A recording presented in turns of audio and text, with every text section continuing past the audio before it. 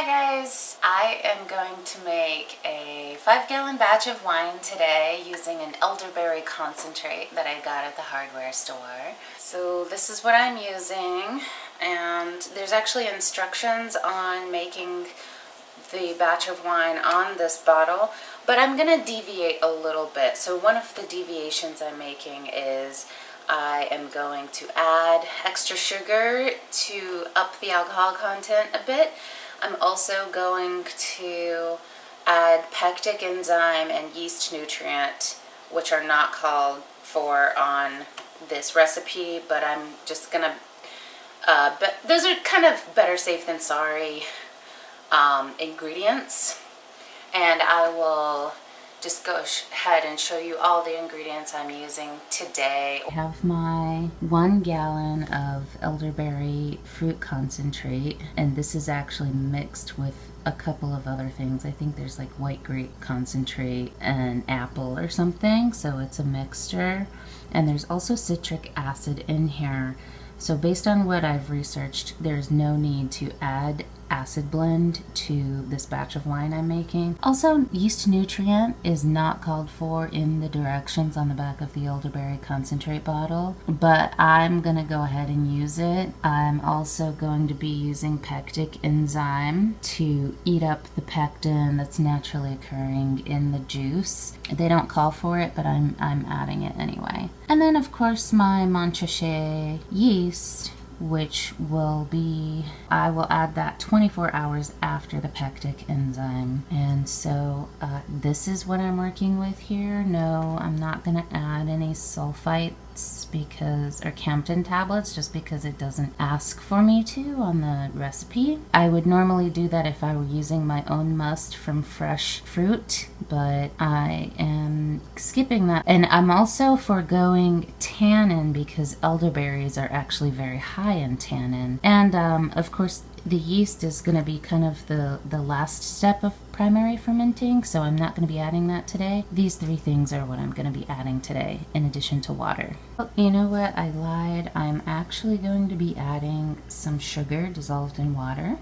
So I think I'm going to add maybe 2 pounds of sugar to a couple. I didn't actually measure my water. Let's go look at it over here. Okay, so we're getting ready to add the sugar. So I added my sugar and I let it boil for maybe 5-10 minutes, and I just turned the heat off, so I'm gonna let that sit there for at least another 10 minutes. It's quite hot, and I have a plastic primary fermenter, so I don't want to be causing any problems to the structural integrity or anything like that by adding boiling stuff to it, so stand by. The next step is going to be sanitizing solution of metabisulfite, which I'm having to do between 2 pieces of parchment paper because my pestle is smelling like garlic, and I want to keep that as far away from my wine as possible. So I'm going to get done with sanitizing my primary fermenter, and then I'll be right back.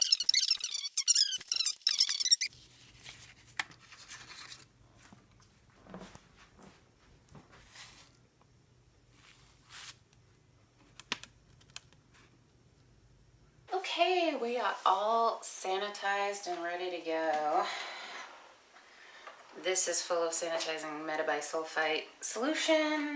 It contains my hydrometer, my airlock, my wine thief. I use the wine thief to kind of fill up this little beaker thing for my SG reading. And I swirled some solution around the lid of my primary fermenter as well, and I also sanitized a large spoon for stirring. What I'm gonna do is go ahead and add this to my primary fermenter. This is filtered water.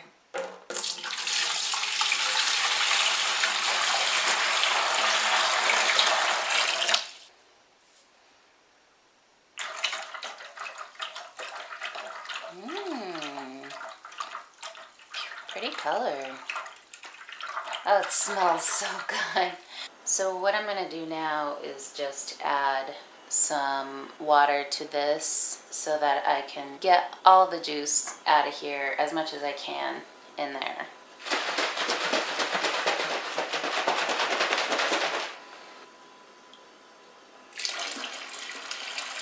Awesome. That worked nicely. This is gonna go in next. Still haven't added all of the water yet. Okay. 5 teaspoons. Whoop.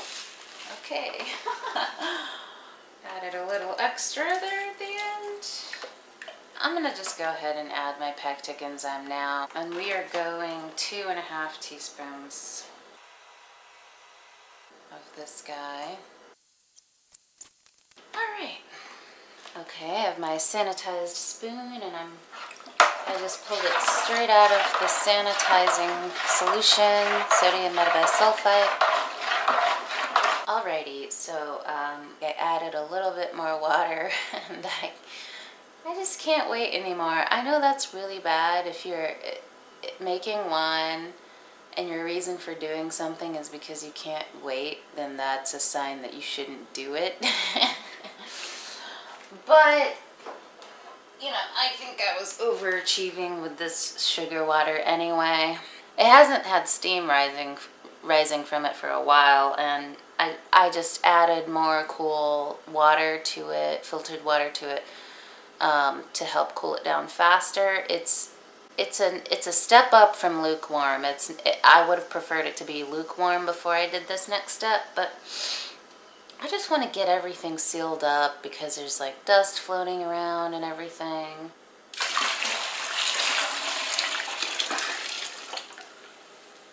Gorgeous. Alright, and I'm just going to fill it up to the number 5 mark.